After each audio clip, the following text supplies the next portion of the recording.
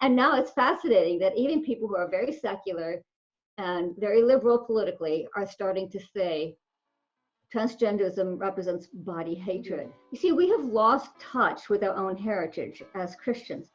The early church also faced a world, the ancient Greco-Roman world, that denigrated the body, that devalued the body. Perhaps what set Christianity apart the most in the ancient world was its sexual ethic. There was no other religion or philosophy that has as high a view of the physical world as Christianity.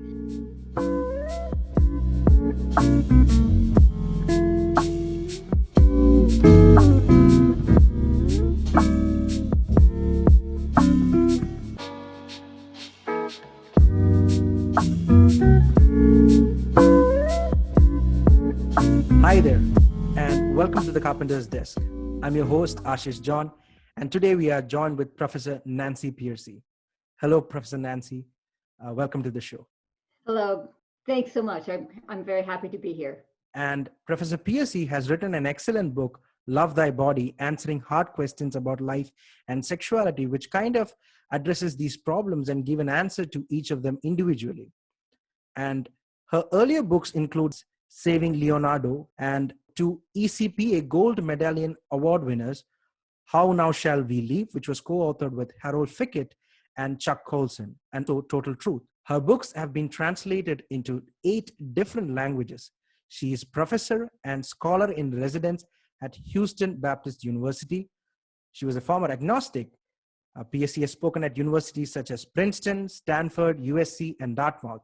She was highlighted as one of the 5 top women apologists by Christianity Today and was hailed in The Economist as America's preeminent evangelical Protestant female intellectual. And we are so glad to have her today with us. My first question to you, Professor Pearcey, would be, can you please explain the term secular liberalism? What are its core principles and how do they contradict with the Christian worldview? Yes, the book Love Thy Body shows how secular liberalism applies to a host of different ethical issues. And the ethical issues I deal with all have to do with how we treat the human body. And so, whether it's abortion, homosexuality, transgenderism, euthanasia, all of them have to do with how we treat the human body. And the human body, of course, is part of nature. So it all comes down to what is your view of nature. Secular liberalism grows out of the idea that nature is a product of blind, purposeless, mindless forces. And the consequence is that it basically says the human body itself has no intrinsic purpose. And I think it would be easier if we just get straight into an example. And the cutting edge example today, of course, is transgenderism. If you think the body has no particular purpose or meaning, then it makes perfect sense that the transgender movement will say your biological sex, your body, is not part of your authentic self. It's not integral to the self. And therefore, the mind can do whatever it wants with the body. And that's the core of the transgender movement, namely that your body does not tell you anything about who you are. Your body doesn't tell you what your gender identity should be. Instead, your gender identity is completely separate and has no connection with your biological sex. In fact, in some transgender circles today, they even say the term biological sex is a hate term. So down to kindergarten now, here in the United States, down to kindergarten, children are being told, if you have boy parts, that doesn't mean you're a boy. If you have girl parts, that doesn't mean you're a girl. What matters is your gender identity. In fact, a friend of mine just recently told me that she had pulled her child out of the public school and was looking for a private school because her child came home with telling about a book that her teacher had read in the class. And the book teaches young children, it's a picture book, so it's for very young children. And it teaches children whether you have, your parents thought you were a boy when you were born, but that doesn't mean you're a boy. And your boy is actually a gender identity that has nothing to do with your body. And the same with girl. So her children are coming home from kindergarten. And by the way, this was a first grader. So children are coming home from kindergarten and first grade nowadays saying, Mommy, am I a girl or a boy? My teacher says that just because I have boy parts doesn't mean I'm a boy. So it's very confusing. But this would be just an extreme example of how secular liberalism basically says nature has no purpose, no telos. You know, the word teleology comes from the word telos, which means goal or purpose. And it comes down to Darwinian forms of evolution that really cemented into people's minds that there is no such thing as a purpose or teleology in nature, and therefore there can be no telos or purpose for the body. And so, and this is how transgender activists actually argue. They'll say nature has no telos, no purpose, and therefore the human body has no telos, and therefore the mind can do with it whatever it wants. So that's kind of a nutshell of the key tenet of secular liberalism. And you said, how does that contradict Christianity? Well, Christianity says the world is a creation of an intelligent, purposeful being, and therefore your body, nature has a purpose, and therefore your body has a purpose that you are morally obligated to respect. And so that's the key difference between them. On a very large level, the question is, do we live in a cosmos operating by blind, purposeless forces, or do we live in a cosmos created by a loving creator? And therefore our bodies do have meaning and dignity and significance, and we are called to respect that and honor that. Yeah, so you talk about, the mind and body split in your book, and that you have suggested that while answering the first question as well. So can you just briefly, explain what the mind-body split is, which slightly you've touched upon, and also tell us why is it such a problematic view? The reason it's problematic is because it denigrates the body. It treats the body as less valuable, less important, less integral to the human person. The example we started with is probably the most obvious with transgenderism, because it basically says your body has nothing to do with who you are as a full person.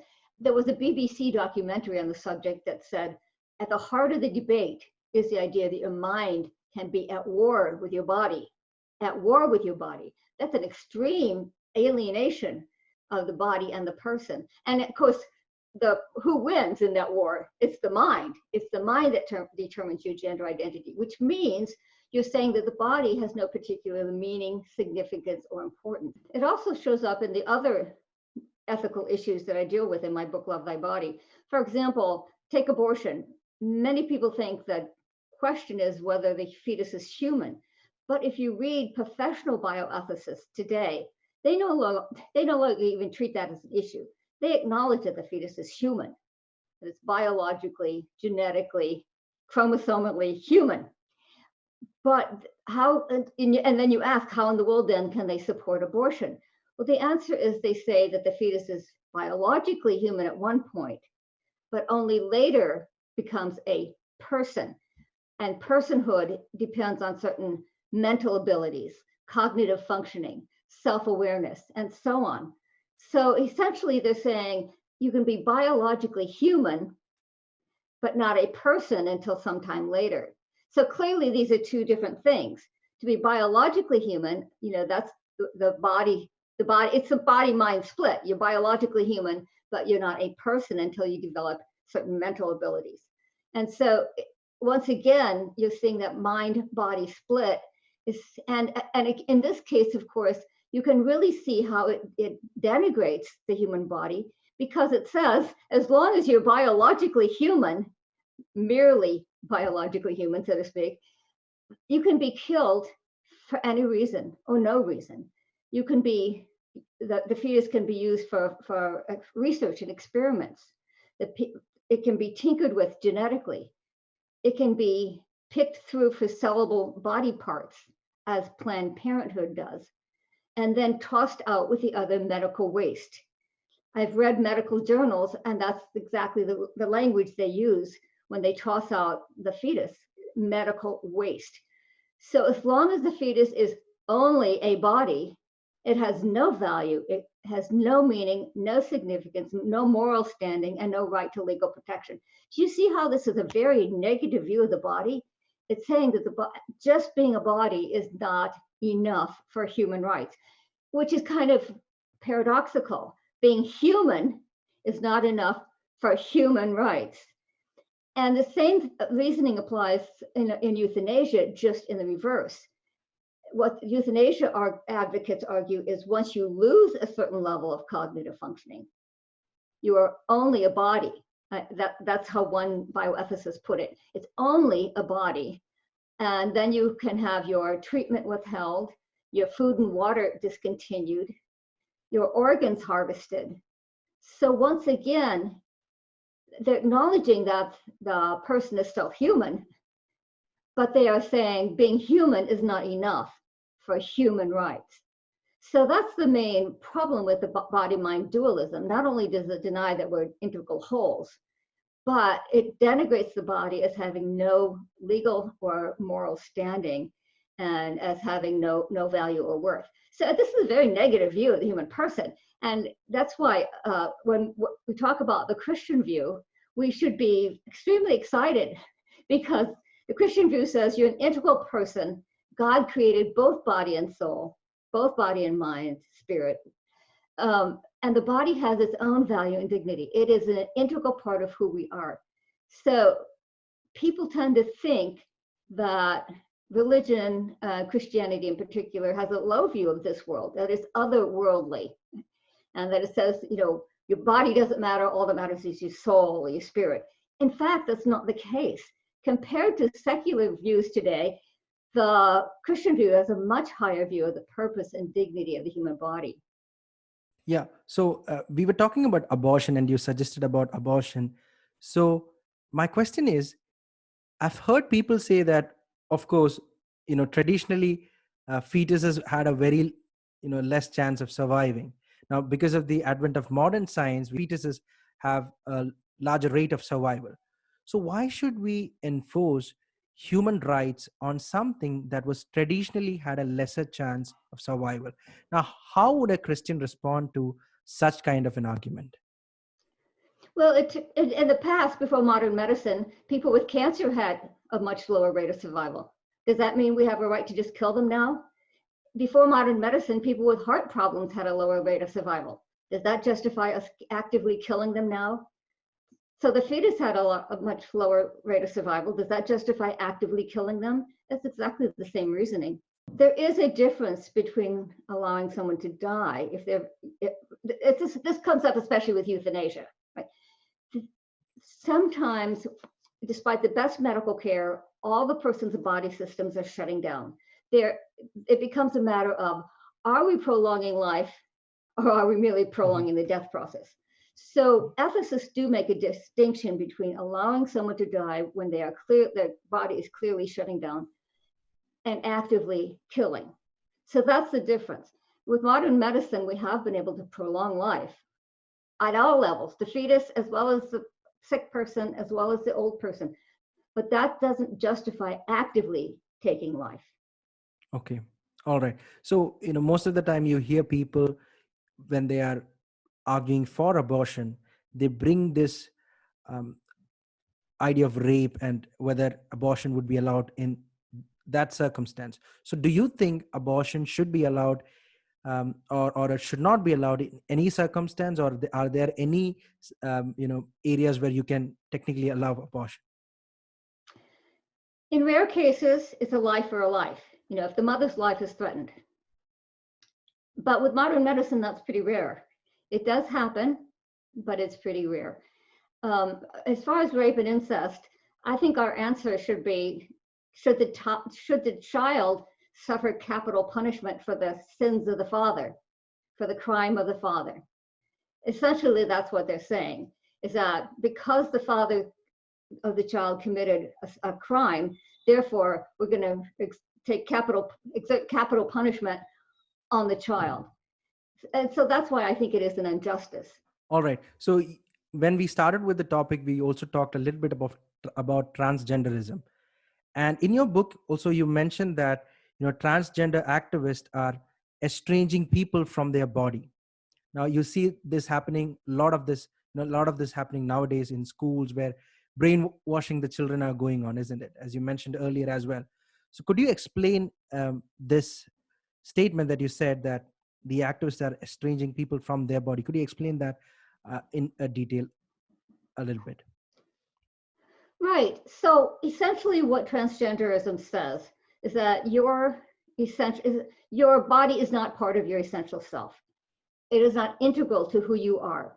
And therefore, it's teaching people to treat their bodies as inconsequential and insignificant and having no particular value or purpose or dignity. There's a lawsuit going on here in the United States where a 6-year-old first grade girl came home from school and she said, "Mommy, the teacher told us today that we cannot tell if we're a boy or a girl just based on our bodies." And she was so funny. She said, "Mommy, please take me to a doctor so he can tell me if I'm a girl or not." And they're actually bringing a lawsuit against the school for confusing their child on something so essential as, am I a boy or a girl? They are charging the school with emotional damage to their child because the child really was under quite a bit of distress. So it's interesting. I read an article, it was an interview actually, with a 14-year-old girl who had lived as a trans boy for 3 years. She had transitioned to boy at age 11. And at age 14, she recovered her identity as a girl. And in the interview, she said, the turning point came when I realized it's not, this is a direct quote, "It's not conversion therapy to learn to love your body." And the interview came out after my book had already come out, but it would have been a great quote for a book titled "Love Thy Body." And this was a very secular liberal website where this interview appeared, which shows that even secular people are starting to realize that at the heart of this debate is the treatment of the body. Do you love your body? Do you respect it? Do you honor it? Do you live in accord with who your body says you are? Or do you, well, here's the language that's being used. Even secular people are saying transgenderism represents body hatred. Body hatred. And my book's been out for 2 years and nobody was saying that 2 years ago. And now it's fascinating that even people who are very secular and very liberal politically are starting to say transgenderism represents body hatred. In fact, there was another woman who writes a blog, and she had lived as a boy from age 14 to 19. She had lived as a boy. And when she transitioned to boy, she said she got all kinds of affirmation, and people celebrated her, and people said, "This is, that's what's happening these days, is that you're very brave, you're celebrated, you get a parade. At school, everybody embraces you if you come out as transgender." And then when she was 19 and she detransitioned and embraced her female identity again, she said she was absolutely attacked and rejected and kicked out of all of her friend groups. And on her blog, she says, "Okay, what would I tell a young woman then who's where I was 5 years ago and wondering if they really are the opposite sex?" She said, "In spite of all the criticism and vitriol that has come my way, what I would tell her, if I could convince," and this is a direct quote again, if I could convince just one woman to love her body, it would all be worth it." So you see, people are starting to recognize that transgenderism rests on, do you love or do you reject who you are biologically? So the split between the mind and the body is so severe these days, and the denigration, the rejection of the body is so severe that people can look at their biological sex and say, "Okay, I'm a female, but that means nothing about my gender identity." So I would say that, again, it all comes down to helping people to see that you can't hate part of yourself without serious negative consequences. Your body is part of yourself. And if you engage in body hatred, you are rejecting a core part of yourself, and you cannot have a healthy life Mhm. You cannot be whole and happy if you're rejecting a part and hating a part of yourself. As we were talking about the biological sex, most of the time you hear people make a distinction between the biological sex and gender. Now, in your book, you draw an unexpected link between transgenderism and environmental movement. Now, what's going on there? Can you please explain that? Yeah, this was something that was very surprising to me. Is that when I was talking to people who are, secular, liberal, and even many Christians who are wondering, how do we respond to this transgender issue? I started drawing the parallel to environmentalism, because what we have learned from the environmental movement is that to avoid pollution and ecological disasters, we need to respect the structure of nature. When we intervene, we must work with the natural order, not against it. We can't just do whatever we want with the environment. And in the same way, what Christians are saying on transgenderism and homosexuality, which we haven't talked about yet, but it's the same principle, is that we want to respect the structure of our biological nature. The correspondence between male and female is not just some evolutionary accident. It's part of the original creation that God pronounced very good. So when I make that connection between respecting our body, just the same way we respect the river or the tree, and we don't want to destroy nature, I found people say, oh, now that makes sense. I understand that. And it's been surprising to me that this was such an eye-opener for many people, that just as we respect nature, we respect our bodies, because our bodies are part of nature. Mm-hmm. And we want to live in accord with who we are. And you see, and this gets us away, by the way, this also helps us avoid the negative language. People are used to characterizing Christians as negative. Mm-hmm. It's a sin, it's wrong, don't do it. And there's something wrong with you if you do. Mm. If we need to learn how to couch it in language of respecting our body, honoring the way God made us, living in accord with the structure of our biological nature, living in harmony with who God created us to be. You see that language? That's a language that Christians need to learn to use to talk to people who are not familiar with, or who are hostile to the Christian perspective on these moral issues. Mm-hmm. Yeah, exactly. And as we slightly talked about transgenderism, moving on from there, if you talk about homosexuality, this is kind of a very relevant problem in our country as well. Although gay marriage is not yet legalized till now, but still it's in hearing in court. So most of the time people ask, why does God care about whom I sleep with? Why does God have, because I'm not hurting anyone. I mean, we are in love, and all these kind of phrases. Now, how does a Christian respond to someone who says this? Yes, good question. When I talk to my secular friends, they will agree that on the level of biology, genes, hormones, chromosomes, males and females are counterparts to one another. That's how the human sexual and reproductive system is designed. Mm. So if I embrace a same-sex identity, I am implicitly contradicting that design.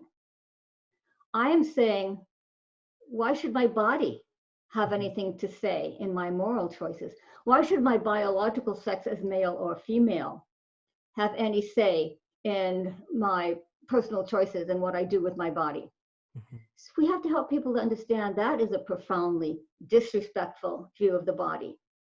What it's saying is let me give you an example. There's an outspoken lesbian here in the US named Camille Paglia, mm-hmm.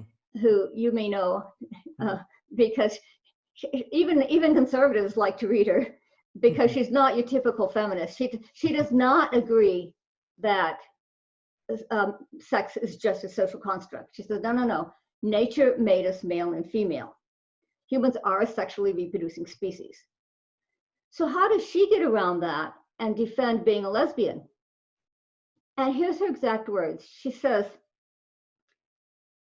if nature made us male and female, but why not defy nature? And she says, fate, not God, has given us this flesh. We have absolute claim to our bodies and may do with them as we see fit. Mm-hmm. So do you catch the logic there?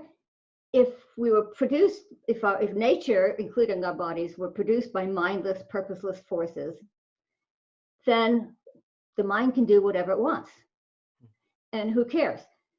What Christians are saying is that nature exhibits a design, a plan, a purpose, an order. And that when we live in harmony with that order, that design, we are going to be happier and healthier. I tell lots of stories in my book, Love Thy Body. It's not just, a book on moral reasoning. And one of them is a young man named Sean Doherty, who was attracted to the same sex from the time he was quite young, exclusively attracted to other men. And today he's a Christian and he's married to a woman and has 3 children. And you say, okay, so what changed? Sean says, oh, and here's the interesting thing about his story. He was raised in a gay affirming family and attended a gay affirming church. So he didn't think there was anything morally wrong with being homosexual. What changed, he said, is I began to look at my body and say, wait a minute, God created all of me, including my body. And it's clear that he gave me a body that is male and is oriented towards sex with a female. And he said, I decided to stop taking my identity from my sexual feelings and to start taking my identity from my body and respecting my body as a good gift from God.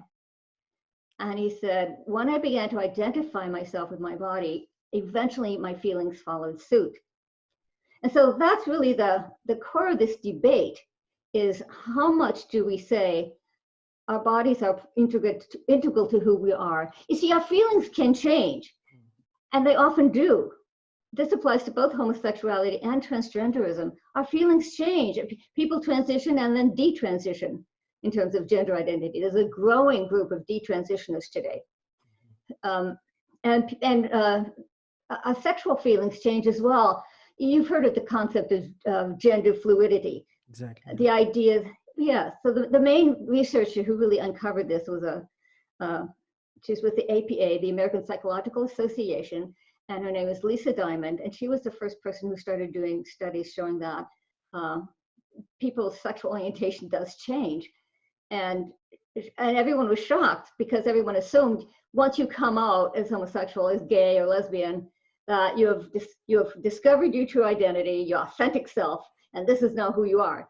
And she found that something like 85% of people who come out as non-heterosexual, about 85% of them change their sexual identity label at least once. At least once. 85% change their sexual identity label at least once. So this is not set in stone. Your feelings change. What doesn't change is your body. Your body is a biological fact. It's objectively knowable. It's scientifically identifiable. And so it does make more sense to take your identity from your body rather than your feelings. And this is why the book is titled Love Thy Body, because it's helping people to see that your body has a lot more value and worth than the secular view today gives it. True, yeah. And at the beginning of the interview, and as we were talking about various things, we talked about the Christian idea of purpose, of teleos, as you put it. Now, people say that, of course, Christianity is the idea or the worldview that looks down on the body. We say that we are fallen in nature. And on the opposite end, liberalism teaches us to accept our body as what it is. Now, how do you respond to such kind of an allegation? How do you prove that, of course, Christianity is has a better idea of body than, liberalism? Well, I've shown it mostly negatively so far. The secular view denigrates the body and says it doesn't have any purpose or dignity. Exactly. But what about the Christian view? You see, we have lost touch with our own heritage as Christians. The early church also faced a world, the ancient Greco-Roman world, that denigrated the body, that devalued the body, for very different reasons, of course. The I think, early church. just adding here, homosexuality was widely practiced in the Roman culture as well, isn't it?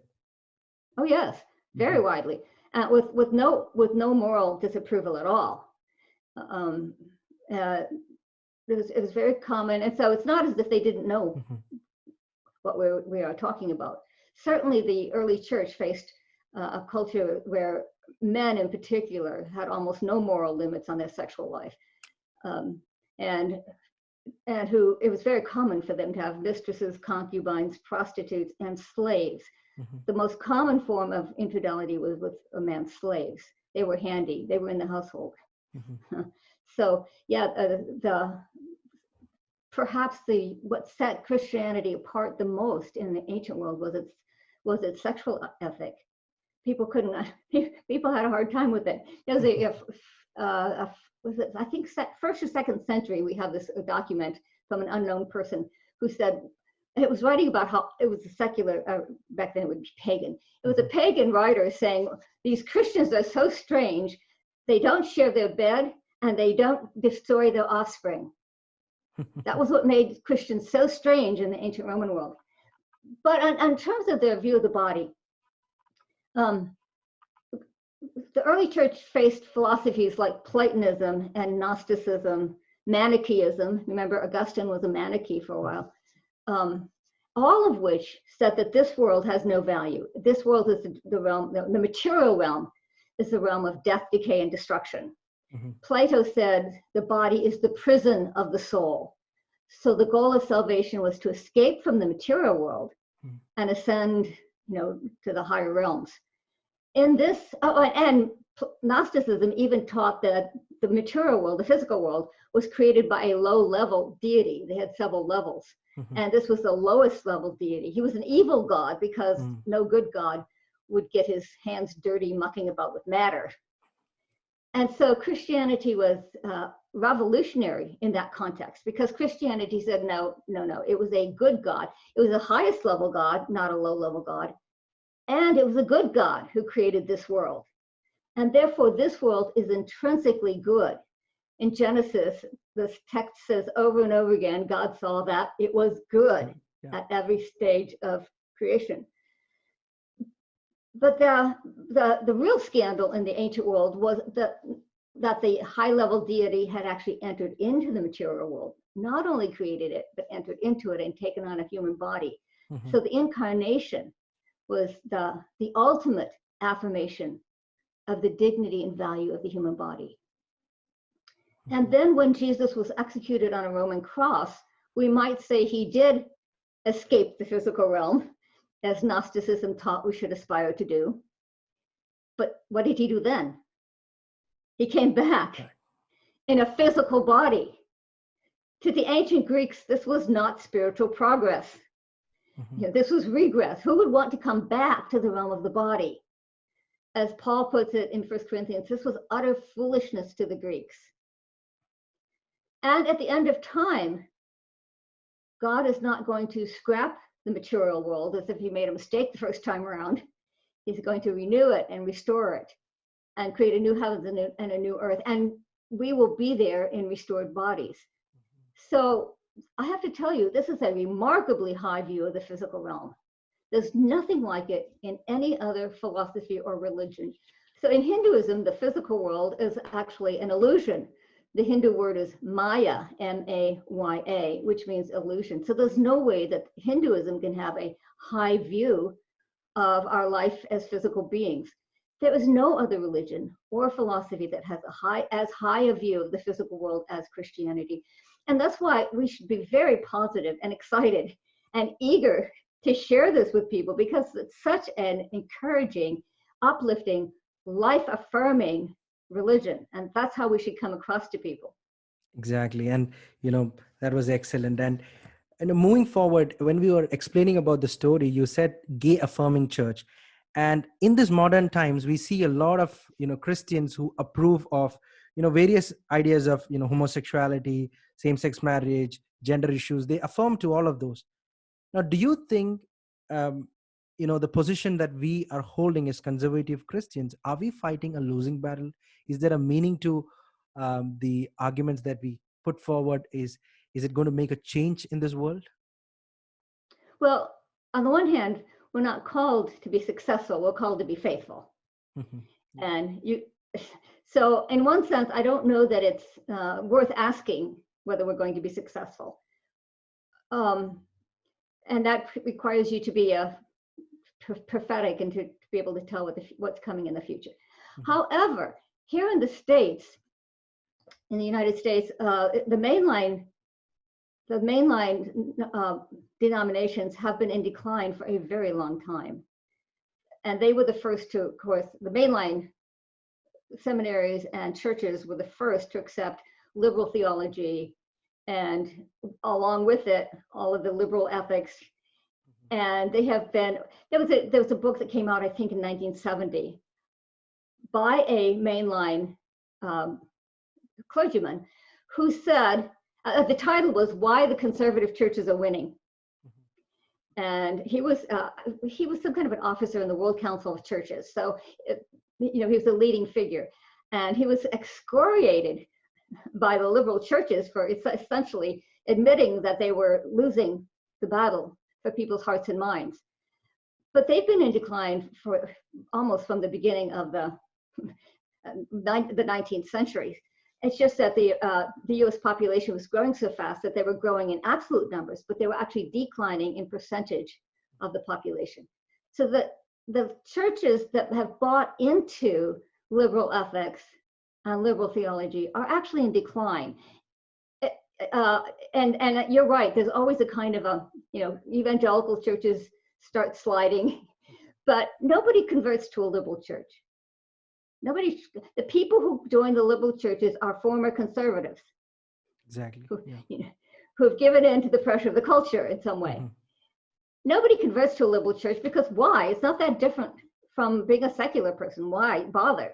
So when people convert, they convert usually to a church that preaches the gospel. One social scientist put it this way: people are not going to church for social services. They're going for transcendence. They're going for transformation. And you have to have an understanding of God that is, and of our relationship with God that is strong enough to actually transform your life. Otherwise, why bother going to church? So I think that the trajectory still is in terms of the more demanding, more orthodox, more biblical churches.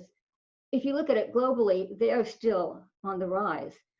You realize, of course, that the Christian church now is not a Western church anymore. Exactly. It's God's gift to the whole world, and the church is growing fastest in what's called the global South. So, in Latin America, Asia, and so on. The population-wise, the center of gravity is not in the West, and not in Europe or America anymore. They have fancy churches and money.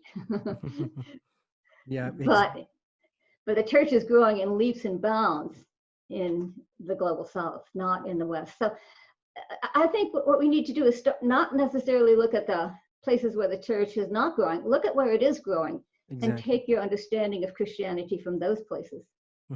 Exactly. And about the reports that are coming in from China as well, there is an exponential growth in church, and that's really happy news. And even in India as well, there are persecutions in places, but still the church is growing at a steady rate here as well. Finally, all of this, what we were discussing, boils down to one core or one basic idea, where Christians can effectively engage with their colleagues and their friends and, touch upon these issues that are deemed to be sensitive. So when we share the gospel from a Christian, as a Christian, and when we talk to them about the Christian idea of the body, and when we talk about these topics, what are the tips that you could give to such a person or any Christian who is engaged, or even in his workplace or in his university or school, anywhere he goes? What are the tips that you can give to such a person? I would say that the first step is changing your language. I have found that Christians have a hard time with this. They really want to go out and say, you're wrong, this is wrong, it's a sin. They want to come out with the negative first. I think you should come out with a positive first. You should come out first with saying, we're living in accord with the Creator's design. We want to be in harmony with the way God has created us. And even scientifically, if the core issue is, does nature have a purpose? And therefore, does our body have a purpose that we are morally obligated to respect? Even science shows that living things are made for a purpose, that eyes are made for seeing, that ears are made for hearing, that wings are made for flying, and fins are made for swimming. In fact, since the discovery of DNA, we now know that the development of the entire organism is driven by an internal plan or blueprint. So even science is on our side when we talk about the body having a purpose, a design. But this is not an easy thing to be able to tell people to adopt this kind of positive language. I will sometimes give a talk in a church, right? And I think I've made it perfectly clear that we should use positive language, and I get people standing up in the Q&A and it's gone right over their heads. They haven't gotten it. So it is a discipline to learn how to say, the goal of, say, the teaching on homosexuality or abortion or transgenderism is to respect and honor who God made us. I do have a story. One of my other favorite stories is a young woman named Jean, who was lesbian for many years, and who now is married and has 2 children. And she says that for her, the turning point came when she decided to accept that God had made her female for a reason, a purpose. And she said, and her words were this, she said, these are her exact words, I decided to honor my body by living in accord with the Creator's design. Now, that's the language we need to adopt. And let me give you one more story. This is one of my favorite stories too. You can tell I have a lot of favorite stories in here. But on transgenderism, it gives us also a good guide to how to respond. I have a story about a young boy who was clearly had gender dysphoria at a young age. And there's 2 types of gender dysphoria these days, by the way. The true gender dysphoria usually does show up at a young age.